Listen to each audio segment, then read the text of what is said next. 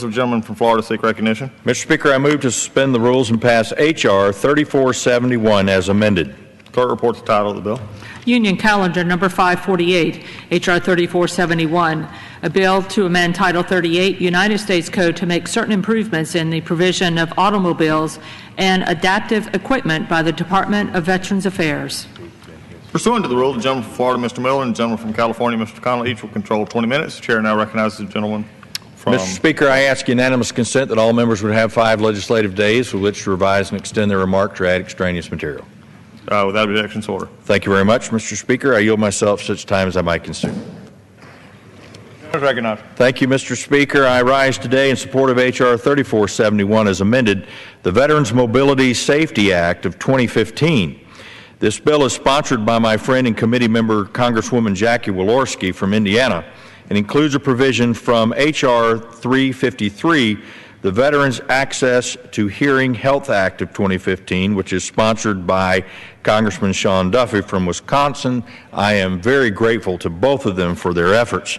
H.R. 3471 as amended would direct the Department of Veterans Affairs to develop a comprehensive policy regarding quality standards for providers who dispense modification services to veterans under the Automobile Adaptive Equipment Program. VA's current handbook governing the Automobile Adaptive Equipment Program has not been updated since it was released in 2000, despite being scheduled for recertification in 2005. Allowing the handbook for this important program to get so outdated is troublesome to me, and given that improperly installed automobile adaptive equipment carries risks for our disabled veterans and for all those sharing America's roads.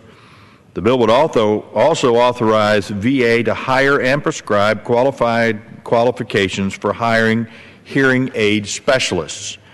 One of my highest priorities as chairman has been ensuring that our nation's veterans receive timely access to quality care. And that's why I was so frustrated by an audit issued by the VA Inspector General in 2014, which found that VA took 17 to 24 days to complete hearing aid repair services, and that nationally 30% of veterans waited more than 30 days from the estimated date that VA medical facility had received the hearing aid from a vendor to the date the medical facility actually issued the hearing aid to the veteran themselves. Too many veterans relying on hearing aids cannot wait for weeks or months for VA to make repairs, and I'm hopeful that by authorizing VA to hire hearing aid specialists to assist with basic hearing aid repairs, they will no longer have to wait. Mr. Speaker, I urge all of my colleagues to join me in supporting this legislation, and I reserve the balance of my time. Gentleman from Florida reserved. Gentleman from California. Thank you, Mr. Speaker. I yield myself as much time as I may consume. The gentleman is recognized for as much time as he may consume. Mr. Speaker, I rise today in support of this legislation brought forward by my colleague, Representative Walorski.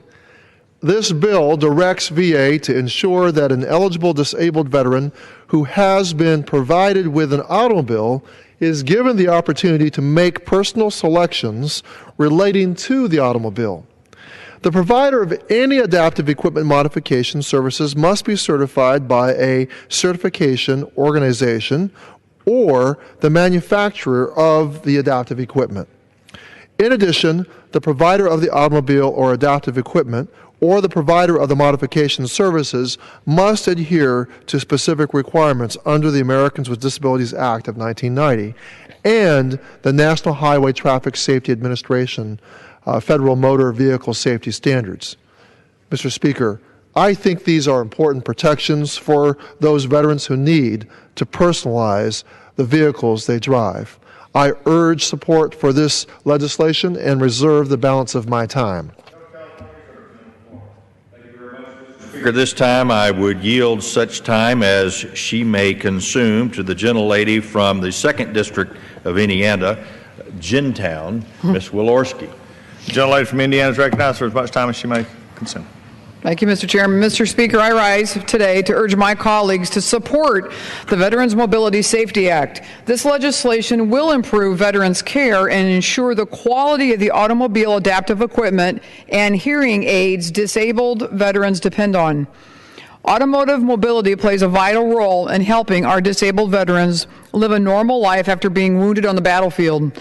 The VA's Automobile Adaptive Equipment, or AAE, program provides eligible disabled veterans with an automobile or modification such as wheelchair lifts and reduced effort steering and braking to existing vehicles to improve their quality of life. Under the current AAE program, local VA facilities operate based upon their own interpretation of VA procedures that haven't been updated since 2000. It lacks quality standards for providers as well.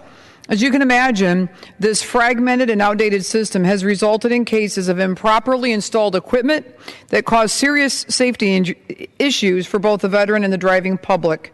My legislation requires the VA to develop a comprehensive policy regarding quality standards for providers that participate in the AAE program in close consultation with a host of stakeholders, including veteran service organizations, the National Highway Transportation Safety Administration, and industry reps.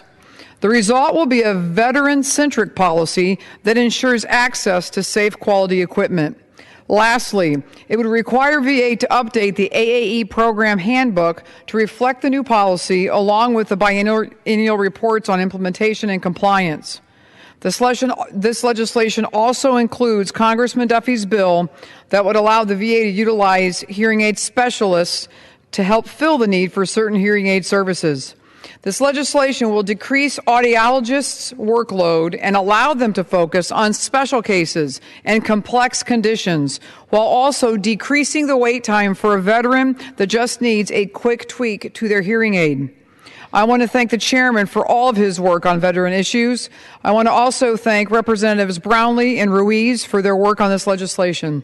Lastly, I want to thank Paralyzed Veterans of America for all of their help and all other veteran service organizations for all of their hard work advocating for veterans. I urge my colleagues to support this common sense bill and yield back the balance of my time. Gentlelady yields back the balance of time. Gentleman from Florida reserves. Gentleman from California reserve. Or gentleman? Mr. Close. Speaker, I have no further speakers, and I urge my colleagues to join me in passing H.R. 3471 as amended, and I yield back the balance of my time. Gentleman from California yields back. Gentleman from Florida. Thank you, Mr. Speaker. Once again, I urge my colleagues, too, to join us in supporting this piece of legislation and yield back the balance of my time. Gentleman from Florida yields back. All time for debate having expired. The question is, will the House suspend the rules and pass the bill H.R. 3471 as amended? Those in favor say aye. Those in favor say aye. Those opposed, no. Opinion of the chair, 2/3 being the affirmative. The rules are suspended and the bill is passed without objection. The motion to reconsider is laid upon the table. For what purpose, the gentleman